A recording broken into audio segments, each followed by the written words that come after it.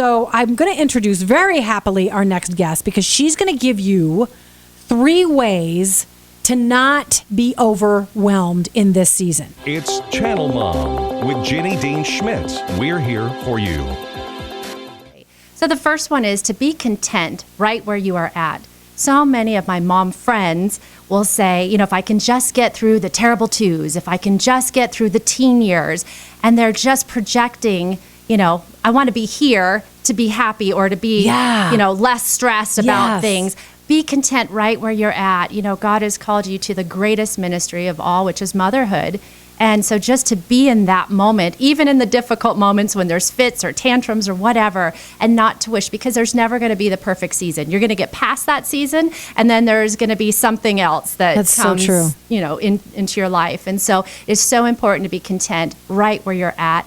The other thing I suggest, I have a success coach, Alice Kreider, and she's going to be at our conference, and it's going to be amazing. But one of the things she's encouraged me to do is to find successes every single day. So at the end of my day, I might just take 30 seconds, a minute, and I write in a little journal about a success. Now, some days that success is, oh God, I made it through the day. Sure. That was a success because, I got through all of that.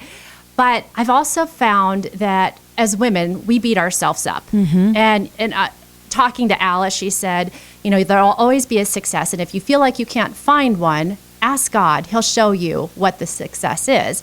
And so I had something in my life where I really thought it was a failure. I had a rejection. And I just said, okay, I'm going to turn that around and make that a success. And so I wrote in my journal, I said, this is a success because it's obviously not where God has called me to be. And it's just a totally different way of thinking. So if you can take just a couple minutes out of the busy day and just write a success and just really celebrate and be thankful for those successes. Well, and moms have all kinds that they overlook. Yes. Just that the fact that they cooked a meal to nourish their children. There are moms all over the world that can't even do that. Right. Because there's no food or whatever it is.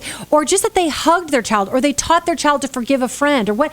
Those are huge successes, but moms don't give themselves credit at the end of the day. That's right. So what's tip number 3 to overcome being overwhelmed this time of year? So tip number 3 for being overwhelmed, and there's so many, I want to share all of them, but if you come to the conference, it'll be great. There'll be more, yeah. Tip 3 is to give yourself permission.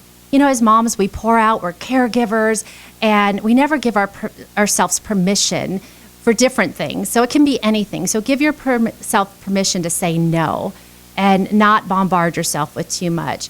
Give yourself permission to say, that was good enough. Sometimes as moms, we feel like we're failing, like, did I say the right thing? Or is this... I replay stuff at night all the time. Over and over in our heads. And so, did I say the right thing? Did I respond to my teenager the right way?